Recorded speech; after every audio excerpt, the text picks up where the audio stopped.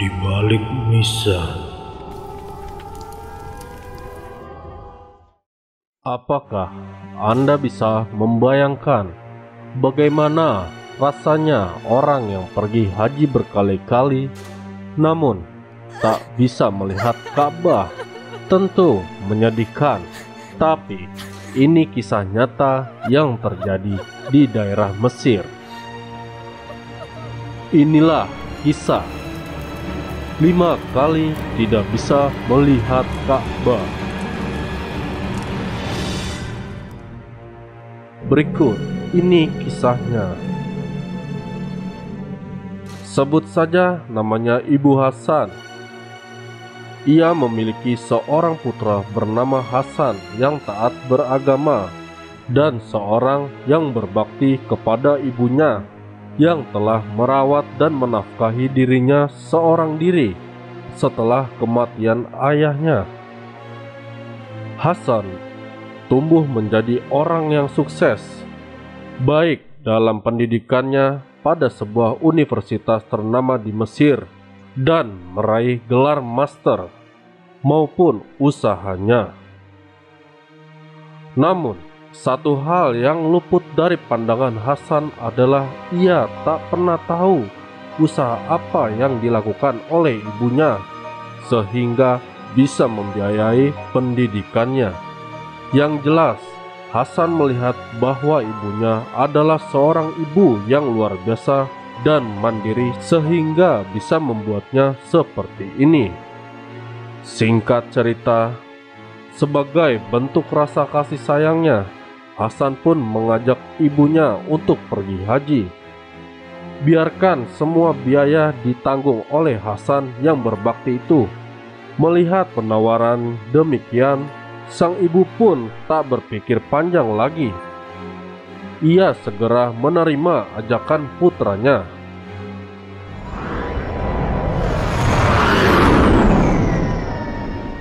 Mereka pun akhirnya berangkat ibadah haji. Sejak awal hingga sampai Mekah Al-Mukarramah, Hasan selalu membimbing dan menunjukkan segala tempat yang dianggapnya perlu kepada ibunya dengan penuh kasih. Demikian pula saat berada di depan Ka'bah, maka ditunjukkan dan diberitahukanlah oleh Hasan kepada ibunya bahwa kini yang ada di depannya adalah sebuah Ka'bah yang agung yang selama ini dijadikan arah kiblat oleh umat Islam di seluruh dunia. Wahai Umi, lihatlah bangunan suci di sana. Itulah Ka'bah, ujar Hasan kepada sang ibu dengan penuh kelembutan. Sang ibu pun mencoba melihat ke arah yang ditunjuk oleh putranya. Namun, ia bingung karena ia merasa tak melihat apa-apa di depannya, termasuk Ka'bah yang ditunjuk oleh putranya tersebut. Yang ada hanyalah kegelapan. Hasan mencoba mengarahkannya lagi dan memberitahukan Ka'bah itu. Namun, sekali lagi, ibunya mengatakan bahwa sama sekali ia tak melihat Ka'bah. Karena tidak ingin menyakiti ibunya, Hasan pun tidak membentak atau memarahi ibunya.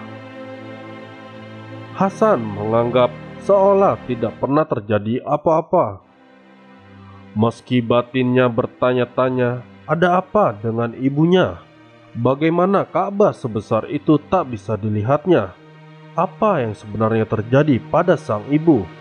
Pertanyaan-pertanyaan ini hanya disimpan dalam hatinya karena tak ingin menyakiti hati ibunya.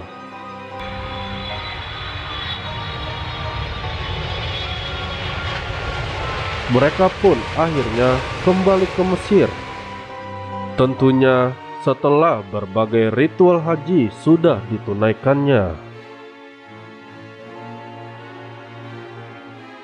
2 tahun berikutnya, karena rasa baktinya yang luar biasa pada sang ibu, Hasan pun mengajak kembali ke tanah suci. Kali ini ia berharap bahwa ibunya bisa melihat Ka'bah.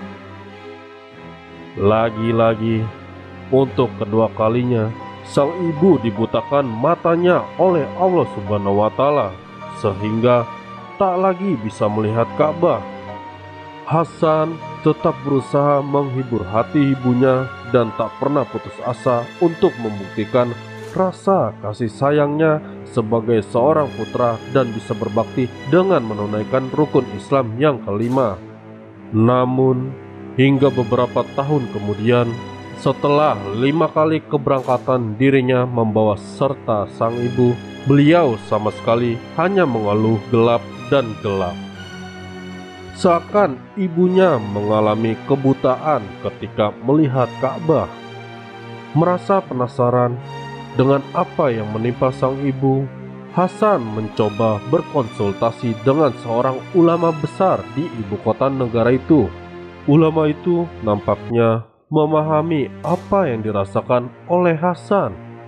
Beliau memberikan nomor telepon untuk ibunya dan menyuruh ibunya sendiri berkonsultasi langsung dengan ulama tersebut. Setelah mencapai kata sepakat, akhirnya Hasan berpamitan pulang untuk menemui sang ibu dan menyampaikan amanah ulama besar tersebut. Hasan meminta ibunya untuk menghubungi dan menceritakan perbuatan apa yang telah ia lakukan sebelum peristiwa keanehan terhadap dirinya. Beberapa minggu kemudian, sang ibu menelpon dan menceritakan secara terang-terangan apa yang telah diperbuatnya. Dia mengaku sewaktu dia masih muda dan menjadi janda, wanita itu bekerja sebagai perawat di rumah sakit pusat. Sang ulama mendengarkan dengan seksama melalui pesawat telepon dan mengungkapkan bahwa pekerjaan sebagai perawat adalah tugas yang mulia. Wanita itu menambahkan bahwa selain menjadi perawat, dirinya tak jarang bertugas mengurus dan memandikan jenazah para pasien yang meninggal di rumah sakit. Wanita itu mengaku bahwa dirinya memiliki ilmu sihir atau teluh untuk mencelakai mayat-mayat tak berdosa yang berada di rumah sakit. Selama dirinya bekerja sebagai perawat, dia sering menukar bayi antara sang ibu yang melahirkan, tetapi tidak menyukai bayinya dengan bayi yang lain yang diinginkannya. Atas jasanya ini, ia mendapatkan imbalan yang sangat besar. Selain pekerjaan menukar bayi, wanita itu pun menghalalkan segala cara untuk kepuasan dan kepentingan pribadinya. Dia juga sering memasukkan jarum, besi, gunting, atau benda tajam lainnya ke mulut-mulut mayat yang tak berdosa. Tujuannya agar mayat tersebut sewaktu dikubur tersiksa dengan benda-benda yang telah dimasukkan ke dalam mulutnya. Ia merasa benci dengan mayat yang dikenal tak banyak dosa selama hidupnya, dan ia sangat senang melakukannya. Suatu ketika, wanita itu pernah mengurus mayat seorang ulama besar. Dia memasukkan benda-benda tajam melalui mulut mayat itu sebelum dibawa keluarganya untuk dikuburkan. Entah mungkin karena mayat itu adalah seorang tokoh ulama yang suci. Walaupun sudah beberapa kali dimasukkan benda-benda teluh sang wanita, benda-benda tersebut selalu keluar dengan sendirinya dan jatuh terpental, hingga membuat wanita itu benar-benar kesal. Saking kesalnya, wanita itu kemudian menjahit mulut sang ulama tersebut. Setelah sebelumnya dimasukkan benda-benda tajam, tujuannya agar benda-benda yang sudah dimasukkan tidak keluar lagi dari mulutnya. Demikian pengakuan Ibu Hasan kepada seorang ulama lewat saluran telepon.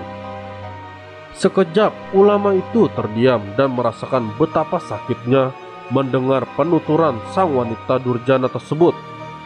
Pantas saja jika hajinya tidak diterima oleh Allah Subhanahu wa Ta'ala. Pantas saja jika Allah mengazab dan membutakan kedua matanya untuk tak bisa melihat Ka'bah. meski 5 kali ia pergi haji. Rupanya perbuatan kejamnya sudah di luar nalar manusia lagi. Dengan hati seakan tersayat, ulama itu mengingatkan dan menyarankan kepada Ibunda Hasan agar cepat-cepat bertaubat dan memohon ampunan kepada Allah Subhanahu wa Ta'ala. Ternyata di akhir kisah, wanita itu tak mau bertobat.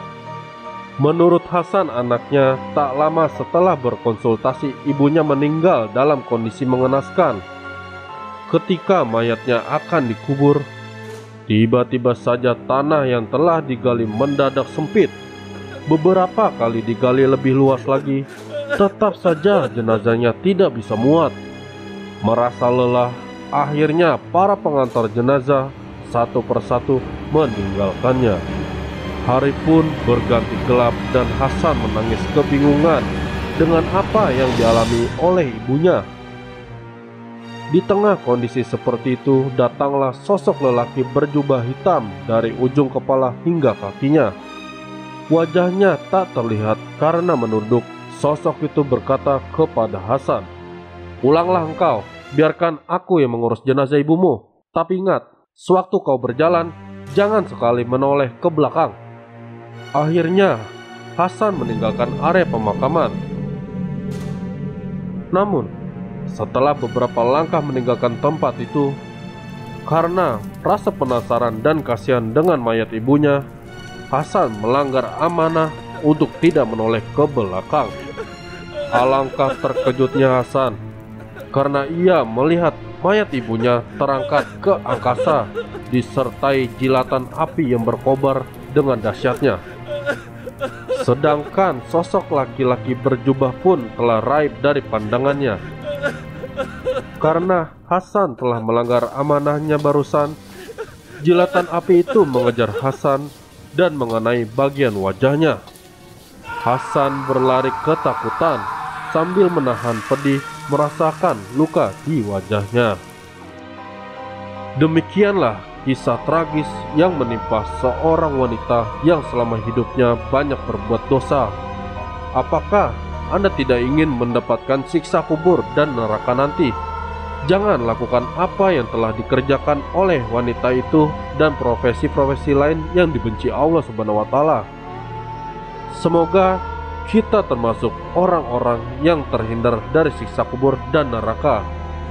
Amin. Amin. Amin ya robbal alamin.